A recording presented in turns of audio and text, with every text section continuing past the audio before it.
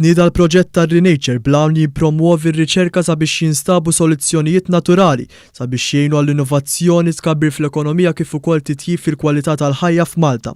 Dan il-proġett b'1 miljun euro fondi Ewropej qiegħed jiġi koordinat taħt il-kappa tal-Kulleġġ Malti għall-Arti, Xjenza u Teknoloġija l-EMCAST flimkien ma' xi universitajiet prominenti internazzjonali fosthom fl-Irlanda, fl-Italja, fir-Renju Unit kif ukoll fil-Bulgarija.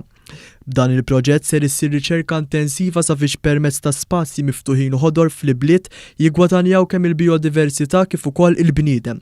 Dr. Mario Balzan, lettur u koordinatur ta' dan il-proġett, saħaq ma' One News kif il-benefiċċji ta' dan il-proġett ser iħalli impatt ferm pożittiv fuq is-soċjetà Maltija. Il-proġett ta' Renature huwa fuq il-nature-based solutions, is-soluzzjonijiet naturali li joffru diversi benefiċċji lill-soċjetà. Aħna l-interessana huwa naraw x'inhuma daw il-benefiċċji u biex nagħmlu dan ġibna tim ta' riċerkaturi, ta' lecturers, ta' postgraduate researchers li qed jaħdem fuq din l-erja. Dan il-proġett ser ikun imqassam f'diversi attivitajiet bejn Mejju u Settembru ta' din is-sena fejn fosthom ser ikun hemm korsijiet iffukati apposta fuq l-infrastruttura, l-ekosistema kif ukoll is-soluzzjonijiet naturali fl-ibliet. B'dan il-proġett mistenni jitlaħqu diversi għanijiet fosthom sabiex jipprovdu opportunitajiet lil entitajiet differenti biex jikkollaboraw ma' dawn ir-riċerki xjentifiki b'soluzzjonijiet naturali għas-soċjetà.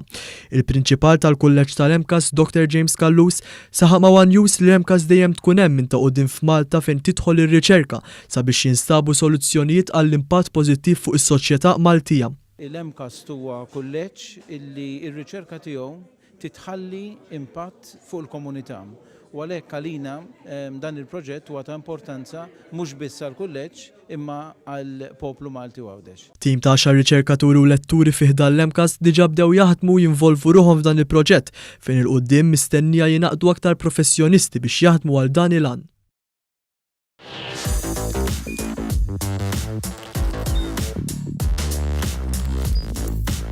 Idħol fuq one.com.mt u hemmhekk tista' tara l-programmi kollha li jxandru fuq One permezz ta' One Play.